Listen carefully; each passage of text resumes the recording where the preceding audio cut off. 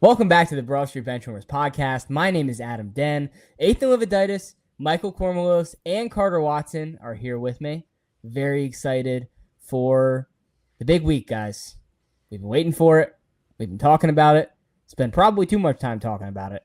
It is Super Bowl week. How are we feeling? Good. I'm excited. I'm very excited. We've got two great teams, two teams that perform well all year. Yeah. You can tell Carter's new to this because Michael just says good and is ready to move on, and Carter actually gives me a thoughtful, responsible answer.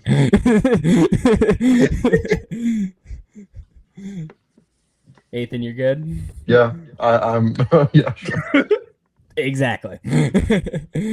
But yeah, how we're going to break this down is how we usually break down our Super Bowl preview. Unfortunately, Ethan Lividitis has apparently been absent for most of our recent Super Bowl previews as we were scrolling through them. But including when we were in the Super Bowl in 2020. Exactly. Which is ridiculous. So we are happy to have him here, and we are, of course, happy to have Carter Watson with us. I was about to say Carson Wentz. That was a really scary moment for my life. We've dedicated like tens of hours to Carson Wentz football. Yeah. It's a little much. It's a little much. But yes, we are going to go through when the New England Patriots have the football. We are going to go through when the Seattle Seahawks have the football. We're going to do our roundtable predictions. We're going to do our roundtable MVP predictions. And then everybody's going to share their favorite Bad Bunny song. Am I right? Yes. Yep. Yes, exactly. All right. So where do we want to start? Seattle or New England? I don't care. Let the newbie pick it. Okay. Okay, I say we start with Seattle. Wait. Oh, Did we officially announce that Carter is full-time with the show I thought now? we were just going to kind of ease into that, but we can do that right now. Sure, yeah, he's on the show now forever. Carter Watson is here. We are so happy to have him. Just what he brings from a knowledge of all these games and all these sports, we absolutely love to have. So it's great to have another bench warmer, and we welcome you, Carter. This is very fun. It's very fun. Thank you guys for having me full time. So now we got to find another person to bring in 5 years. No, this is perfect. We were just talking about this. When we do the mock draft, everybody has 8 teams. You want to go back to the 33rd pick? Dude, if we had 5, it would have to be like the 36th. Oh, God. 35. And with the 36th pick, I select Shedeur Sanders for the second time. All right. That happened in the NBA, man. Yep, that's true. All right. So, we want to start with when Seattle has the ball? Yeah, I think so. Okay. Carter, go for it. We'll let you go first. Okay, so for me, I think the most exciting thing about the Seahawks offense is the fact that for all the talk there's been about potentially slowing down, and I've been one of those people who thought that Seattle would eventually slow down. I've never trusted Sam Darnold, and I've been, throughout the entire season, I've been confident in the fact that nobody should trust Sam Darnold. And at times they got through the game against San Francisco without him having to do a terrible amount of much, but still he's done his job when he needs to do his job. And the run offense is so potent that as long as they avoid mistakes, they should be able to move the ball. I'm very excited to see what they do against a New England defense that I think is a lot better than both the Rams and 49ers defenses that they played so far. But I think they'll continue to move the ball. Yeah, I kind of feel the same way. I mean, I feel like we've just kind of been waiting for a reason to write off Sam Darnold all this season. And, I think unfortunately we now have to eat our words and that, this is the real deal. Like, he's here to stay. He's solid quality NFL quarterback now. But, it's just going to be interesting to see what this Patriots defense is going to be able to do. I mean, this is by far the best offense they've had to go against. We'll get into that a little bit, I'm sure, more of the Patriots defense. But, the Seahawks offense is loaded. We don't really have to go through and explain everything to you. Darnold good. Kenneth Walker's been elite as elite. They have JSN. Cooper Kupp maybe not having an impact on the field, but just, the guy who's been here before. We're talking about his former Super Bowl MVP back here for the second time. It's a decent line. Best line they've had in a while. So, they're just really good all around. this their recipe to success definitely hinges on the run game. Like what Kenneth Walker has been able to do this entire run has been really special. And obviously the lines to hold up, I think they definitely can. And that has been a large issue with Sam Darnold. Like if the line doesn't hold up, it's pretty rough. But it's all up to the skill positions. I think they've all been really good. Like Rashid Shaheed in the return game as well as the pass game can be extremely impactful. And they got a room of tight ends. They got AJ Barner and Arroyo. And then do we know about Charbonnet? Is he still is not playing? He's out. Yeah, he's Okay. out. I mean, that's fine because I mean Kenneth Walker has carried the load like tremendously. Mm-hmm. And as he just should be. Yeah. Don't get paid. And we were, Michael was talking about how a lot of what we're talking about offensively sort of correlates defensively. Like obviously the JSN Gonzo matchup is going to be the biggest driver of like the momentum of the game because I mean he just won Offensive Player of the Year. Christian Gonzalez, the top 5 corner. Like it's going to be iron sharpens iron sort of situation. And yeah, I mean. I don't have a ton of bad things to say about them. I mean, the one thing is, like Sam Darnold has turned the ball over the course of the season. I think I saw somewhere it's like, is it the most of anybody in the league? Yeah, 20. Yeah, and like I do think I don't want to totally shift this over to New England, but I think they're a unit that is perfectly capable of eliciting mistakes. So. As long as they keep it clean and rely on the run game to a point where Sam Darnold doesn't have to have that much responsibility, I have pretty much all the confidence in the world in this unit. So, yeah. Yeah, I mean, I completely agree with you guys. I think they've been an incredibly impressive unit, and that's where I think we can start to shift into talking about this New England defense. Is I do think both schematically and personnel wise, they have the ability to make things really difficult in this game in a way that, even if I do think the Rams are perhaps a more talented unit, I don't think they had the specific personnel to be able to do to Seattle what New England possibly can. This interior defensive line has been one of the best in football, especially throughout this postseason. Now, as Michael kind of referred to, they have played significantly weaker units, right? But I mean, this Seattle interior offensive line isn't necessarily, sparkling clean either. Greg Zabel has been banged up and down throughout this postseason at times, and Anthony Bradford has been really bad.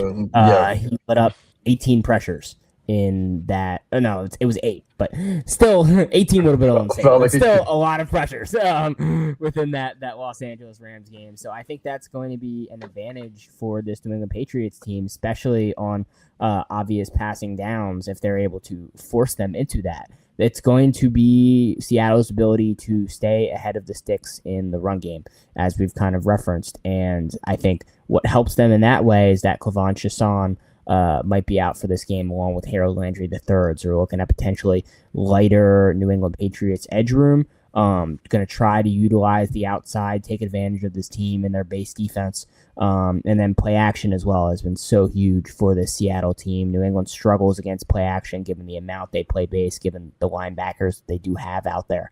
So I think that is an advantage if they can stay ahead of the sticks, avoid those 3rd and longs, as we've kind of said all season. But I think because of the health of Bradford, because of the health of Zabel, there is potential that it's going to be even more difficult for them in this game. And because of how great this New England secondary is, which I'm sure you guys are going to talk about. So you want to shift to New England defense? Yeah, we can shift to the Patriots defense at least. Okay. Yeah. And how they match up. We start with we can just do Carter. Or we can do whatever. Yeah. Okay. Yeah, somebody else go first. Yeah, I can go ahead. Yeah. Obviously, the New England defense has been very impressive. Granted, they've been the driving force in the playoff run specifically. It hasn't been the offensive end getting the job done for them. And they've had a strong defense all year. I think one thing that will become important that I think is kind of getting overlooked is they should avoid kind of.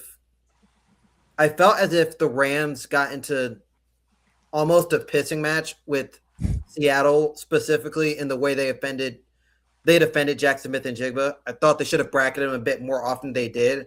I hope that New England doesn't make the same mistake.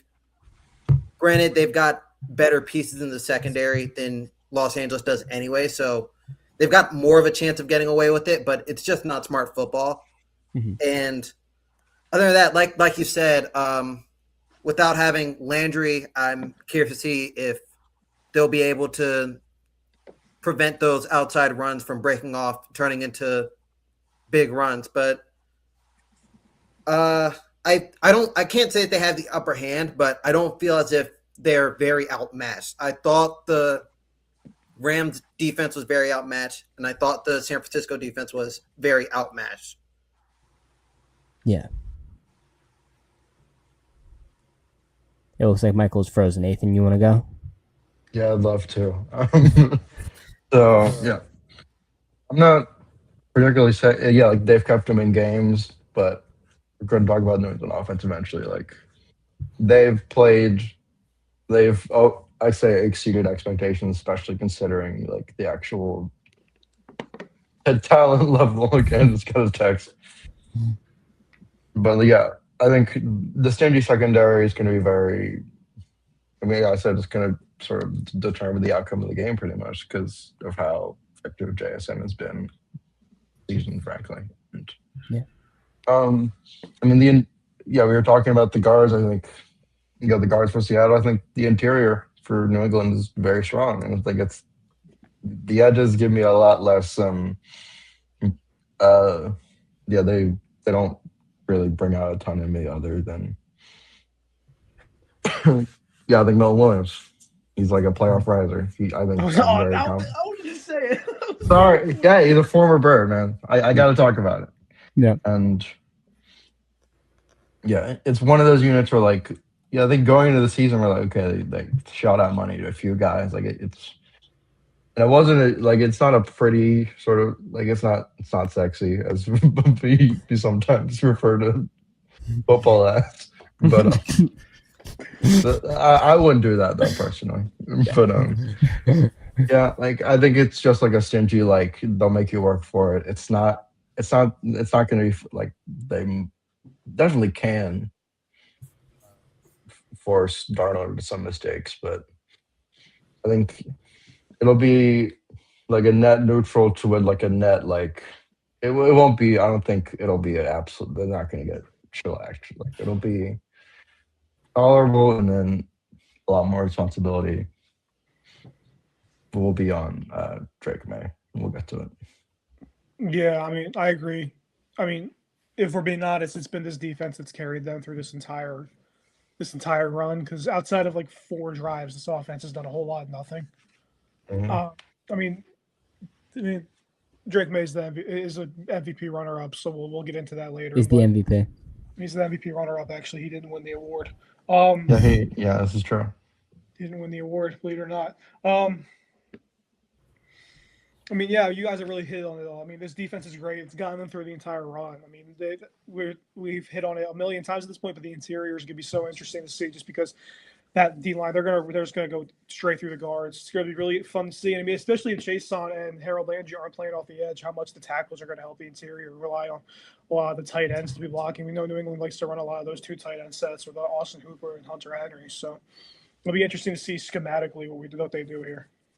Yeah. I mean, I think the most interesting thing to me is the amount New England's blitz rate has picked up over these past couple weeks in order to try to generate pressure. And I think, that's something that they're going to have to think about going into this one, because I do think, as Carter kind of referenced, they are going to want to send extra bodies to kind of bracket Jackson Smith and Jigba. And do you want to play a little more, dime or nickel to, make up for that on the back end? Or are you not scared of, the Cooper Kupps and the Rashid Shaheeds of the world, and you're still going to maintain sending pressure and sticking with kind of who your identity has been over the last couple of weeks? So I think that's going to be crucial for them. I expect them to, probably stay grounded in who they've been, because I do think that gives them, I mean, if not an advantage, at least pulls them even with Seattle on this end.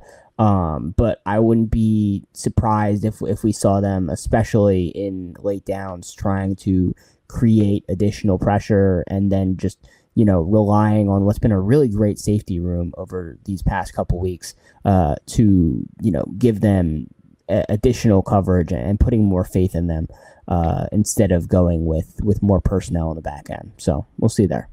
Yeah. By the way, I just wanted to correct. I totally just said that You said the Hunter Henry. Seahawks were going to try to counter the edge rushers by putting out Hunter Henry and Austin Hooper, and that is not realistic because they don't play for the Seahawks. I totally meant to say AJ Barner and them, but yeah. So that's on me. I'm thinking about it after. I'm like, how is Hunter Henry going to switch teams in the middle of the game? But it's a good point in that Seattle, has played largely condensed throughout this entire season. New England hasn't really played an offense that plays as much condensed as they have. The closest thing is probably the Chargers, right? But the Chargers are still pretty spread because of what Justin Herbert can do with his legs. So I think Patriots haven't played real offenses yet. Outside of the Chargers. Yeah. Just about. And Chargers. Yeah. Chargers offensive line isn't real either. So yeah, the Chargers have and then they played CJ Stroud. They played too. Yeah. Yeah, I don't even think it's close, to be honest. Yeah. So we're gonna find out a lot about them in this one. We can shift now to when the New England Patriots have the ball. What are you guys looking for? Go ahead, Carter. Yeah, for me, I'm a bit concerned for what the Patriots offense can do here. Anybody who's spoken to a Patriots fan in the last 2 weeks has heard the general sentiment of, we've already beaten 3 elite defenses, but what they have all or nearly all omitted is the fact that they are beating teams with very good defenses, but the defenses are kicking their tails. They're not scoring a lot. They're not moving the ball well. And it's been ugly. It's been ugly. There's no two ways around it. If they can get a better performance from the offense closer to what we saw in the regular season, that will be – they'll need something closer to what they saw in the regular season, because for what it's worth, obviously the stats will back the Texans as the best defense that anybody's played all year. But I think Seattle is in that same caliber of, it's going to be really hard to move the ball, really hard to find any points. There is no glaring weakness or one obvious way to beat them. Yeah, I mean, I absolutely agree. I mean, we can look at it as Seahawks and the Texans as 1A and 1B on defenses in the league. I mean, statistically, I think the Texans allowed the least amount of yards and the Seahawks allowed the least amount of points, or maybe that's vice versa. So maybe we're looking at 2 elite units. But I mean, the Chargers are also great, and the Broncos are great. And this was kind of my hold the phone moment on giving Drake May MVP. I understand it doesn't have the best around him, but it's not a postseason award, which I understand. But this was my concern with Drake May going week after week, knowing he was going to have to go against elite defenses. We haven't seen it much. I mean, there's, of course, been the moments. He's had really clutch moments, but there just has not been an overall putting a game plan together. And if that offense comes out looking the way it has the last couple weeks, Seattle is by far the best offense they've played, as we've touched on. What are they going to go out and do? They're going to go score regardless of what that Patriots defense is going to do. Seattle, they're going to do their thing they've done all year. So it concerns me a little bit because, as we said, they don't have much around them. I mean, Trayvon Henderson's been really good second half of the year. And they have Stephon Diggs. They have a couple of good tight ends. That's really it. You're really looking. And I think this is what I kind of try to find. 'Cause I think we can all take the consensus that New England's the underdog here, right? Yeah. So what I do with the underdogs every year is I just talk about, we have to get other guys involved. It can't just be, Stephon Diggs is not going to have 200 yards on Sunday. Maybe he will, but I highly doubt Stephon Diggs is going to have 200 yards. Trayvon Henderson and Rondre Stevenson aren't combining for 50 carries. They're not going to be able to run the ball down the Seahawks' throat. It's not going to work. It has to be guys like Keyshawn Boutte. It has to be guys like Austin Hooper and Hunter Henry getting in the mix. If they can't do that, this is going to get really ugly very quickly for New England. Yeah. Again, a lot of this ties into Seattle's defense because, to be honest, 10 points doesn't win you the Super Bowl, 16 points doesn't win you the Super Bowl, and 28, but 7 Yeah. more picks. yeah. But the main thing is you just gotta go sort of.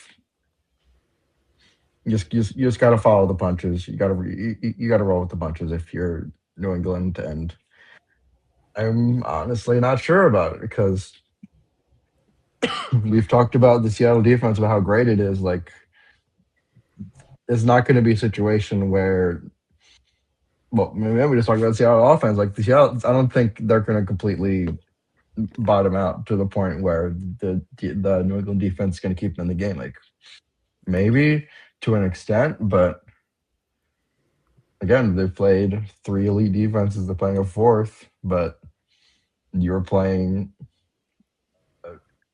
like a below replacement level offensive line with the Chargers. You're playing CJ Stroud, and then you're playing Jared Stidham. So, and we talked about Sam Darnold's turnover issues, but it's a whole different situation because. And Carter also made a point that the narrative going around, but Patriots fans, they're kind of like, well, we made it through 3 elite defenses. We'll make it through. They haven't made it through 3 elite defenses. I mean, someone correct me if I'm wrong. Yeah. I'm pretty sure Drake May's been sacked 5 times at least each game, right? Yeah. Yeah, I think the Texans had 7 sacks. Like, it was it was less bad against Denver, but we have to remember the snow. I mean, I think that's a serious consideration here. Okay. Yeah, and going off of that, the thing that won the game is Drake May's legs, and guess what? The Seattle defense can really tackle, especially in secondary. We'll get into it. I do think though, and as we can kind of transition, I do think that is where the one place where you can maybe think about them as somewhat gettable. And that is when quarterbacks are able to extend plays. Now, it's not happening incredibly often because of how great this defensive line has played over the last couple weeks, but you just saw a guy in Matthew Stafford, and his ability to kind of buy time within the pocket allowed for the secondary to at times collapse upon itself, especially in man coverage, where, if you buy enough time, maybe Tariq Woolen is a little bit of a weakness. Maybe Josh Jobe can be a little gettable. Maybe Julian Love on the back end can't totally recover. Maybe Ty Okada, who is an absolute legend, who I just mentioned while we were talking before this, is somebody who can get attacked. So I think in that sense, there is a hypothetical where New England can find what they do best, right, which is explosives on offense, and that is where the Los Angeles Rams thrived in that game. However, those are so few and far between to be able to string together as the Rams found, and this is not Puka Nacua and Devontae Adams, as you guys have said over and over. This is Stephon Diggs and Kayshon Boutte. So that is an issue. But the other way will be his legs, right? And I think, if Seattle does make the conscious choice to play as much man coverage as they did last week, then it's going to be interesting to see if, May does look to use his legs to the extent that he did throughout that Denver game in this one. I think it's certainly a possibility. So I think if you're Seattle, you want to play a blend probably of your game plan against the Rams and your game plan against the Niners. I think they are very strong in man coverage. I understand why they do it, because the strength of Nick Emanwari is kind of like that roaming hybrid linebacker has been crucial to what they're able to do in man coverage, and it's been with awesome. A roaming injury, though, that's going to be something to watch. Yes, and that is. They said he's got a no designation, but that doesn't necessarily mean he's it doesn't mean anything. It's just like he's gonna play through it. Yeah. So I think that's a potential concern. Does that lead you to kind of get back to your zone roots? The thing is, New England as an offense, if you look at the numbers, has been good in both ways, because they win in man when May's able to use his legs, and they win in zone because May is so good post snap that he's able to pick apart defenses in that sense.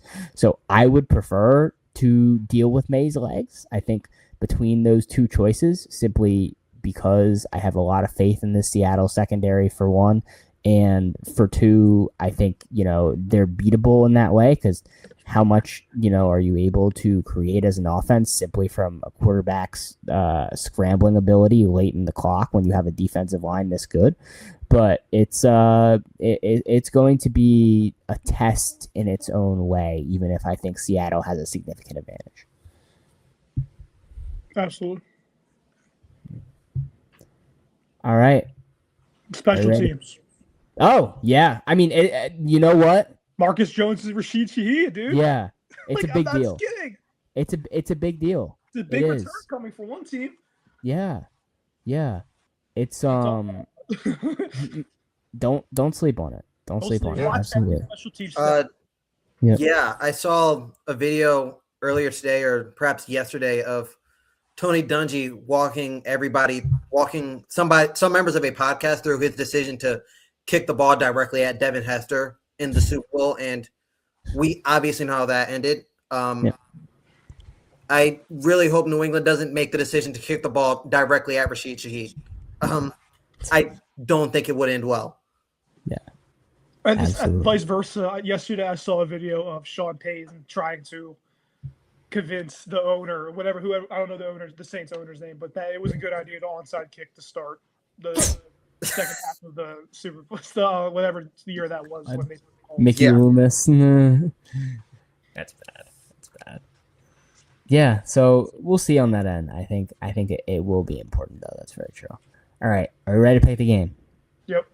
Okay. Who wants to go first? Are we going the same order? Y'all go ahead. I've got Seattle winning this one 24-14. With the way that the New England offense has moved the ball in the past few weeks, it's so hard to expect a turnaround with the challenge not getting much easier. And with that in mind, I've just got to go with Seattle again. I guess we disagree here. I figured that that we'd see more zone coverage from Seattle, specifically because of the threat that May proposes with his legs. But I think that they'll do a good job of just keeping them in check as a unit, even if Drake May is able to find some chunk plays here and there. And then on the other end, I think it'll be a situation of just controlling the ball, and then they'll pull away late. Yeah, I completely agree with the analysis there. I was going to say it's going to be one of those situations where Seattle pulled away late. I have 28-17 Seattle. Same points you made. It's really just hard for me to see the offense doing anything, really. I mean, I think, though, to a point that this defense will create some pressure for Sam Darnold, maybe get him into some turnover-worthy throws where we see, New England get some good field position, help them out score a couple points. But, I mean, this is probably one of the more outmatched teams I've seen in New England when it comes to the Super Bowl. Well, I'm not going to say Kansas City last year because, going into it, we all thought that was going to be a close game before it ended up being 40-6, which that was the score, by the way. But yeah, I don't have much analysis to go with it. Carter kind of nailed it. I got 28-17 Seattle. I was going to say 28-17. So, actually, I think I said 27-18. How's that possible? I mean, probably like going for 2 or something because they'll have to get in that situation. So I will say 27-18. Seattle. I think it's like a B+ offense and a solid A defense against a B- offense and a B- defense. I think it'll be a lot closer. I don't think it'll be a complete blowout because it's a bad product. They would not let that happen, and that's why we got 22 points this damn Super Bowl last year. And they're gonna be closer than our analysis may have implied because we do think that they're pretty outmatched on both sides of the ball. But congrats Sam Darnold. The most happy I've been for you since you beat Penn State in the Rose Bowl in 2018. Yeah. I was happy for him last year too, but he got murdered. Yeah. He got murdered by the Rams last year. So. Yeah, I was a little less happy. He made money by week 8, so true. Yeah, I am going to give us another Oh, hard so graphic. the graphic. As long as the graphic makes it a good game. Huh? Yeah. Yeah. No, I'm gonna pick the Seattle Seahawks here. I'm gonna have it be a little closer than you guys. I'm gonna say 20-14 Seattle. I think this is gonna be an incredibly low scoring game. I think both of these offenses are gonna potentially have some struggles in this one. I just have a little more faith in this Seattle run game to be able to get it done. And like we have been talking about, that Seattle defense to prevent the explosiveness of that New England offense. I think a couple Kenneth Walker runs on early downs help seal this one late. I don't think Seattle ever trails, but I think it stays within striking distance for most of it. And Drake May and this offense are really just unable to find that third gear. But I think it's going to be an exciting game, maybe not an exciting one for, say, my Nana, but maybe for the football. The casual fan will not enjoy this as much. It's gonna be very similar to Patriots Rams. complaining about Patriots, the Rams. Bengals Rams. Bengals Rams. Yeah, Bengals Rams was fun. Bengals Rams is a great game. That was one of my favorite Super Bowls in the last 10 years. Yeah.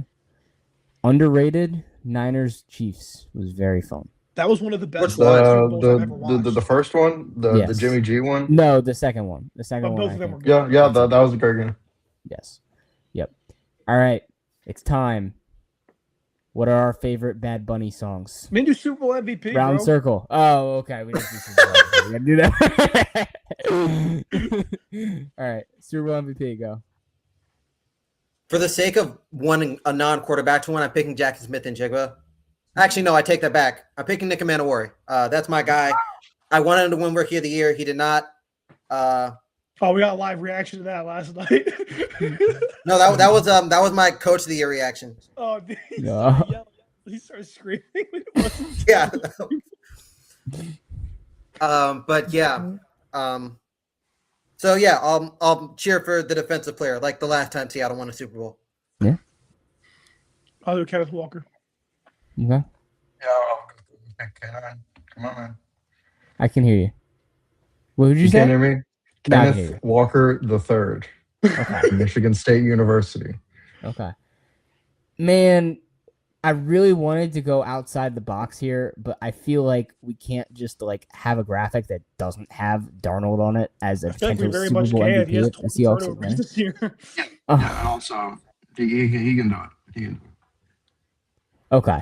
Well, then I'm gonna go off the board. I'm gonna say DeMarcus Lawrence wins. Super Bowl MVP. Yeah. You. Pressure I there. don't want to say you cut me off, but I did want to talk about Will Campbell against Tank Lawrence. That'll be Yeah. Oh, dude, go ahead, please. Yeah.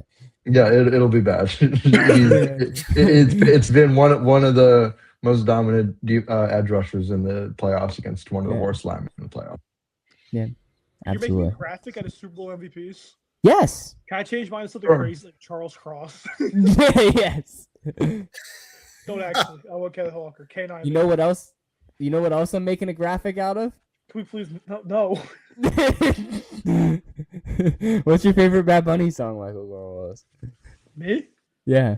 It's basic, but it's Monaco because it was what's his name's walkout song in Okay. 2024. Yeah. What's his name? Yeah. Carter Watson? Dos Mil Dias y Seis.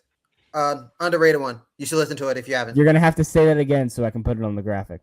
Dos Mil Dias y Seis. 2016 in Spanish. Okay. Sounds good. Yeah. Ethan Leviditis? Yeah. Después de la playa. Flames. Good song. Listen to the song. I feel like Good I song. should change mine now. Now mine looks like, I'm the Who cares? stereotypical. I've No- only heard white and I've only heard one Bad Bunny song. I'm like, Well, you gotta be honest. Just I'm not gonna be like, guys. Like I didn't know who Ty Okada was before this recording. I wasn't gonna be like, guys, Ty Okada's winning Super Bowl MVP. Is the GOAT. Mine is La Santa. Mm. Very excited. Good pick. Very excited. Yep.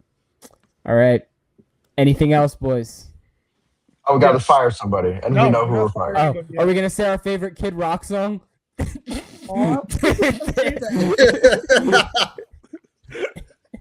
Yeah, I will be tuning. I will be tuning into. Is that on Newsmax? Yeah. I don't know.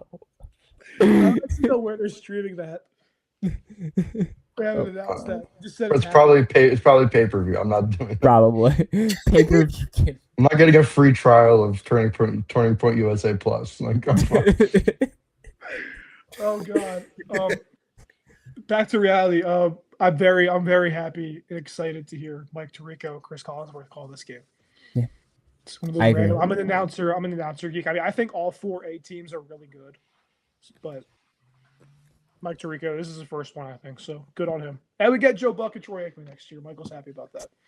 They've been really good all year. I've been really happy with them all year. They've been one of the better crews, and the production value on the NBC broadcast is always incredible. So yeah. One more Sunday Night Football, gentlemen. Yeah. Who are we firing? Nick Nurse, Daryl Morey, Daryl Morey. the Epstein Files, Daryl Morey. Daryl Morey. Yeah. It's Daryl Morey. Fire Commanders. Daryl Morey.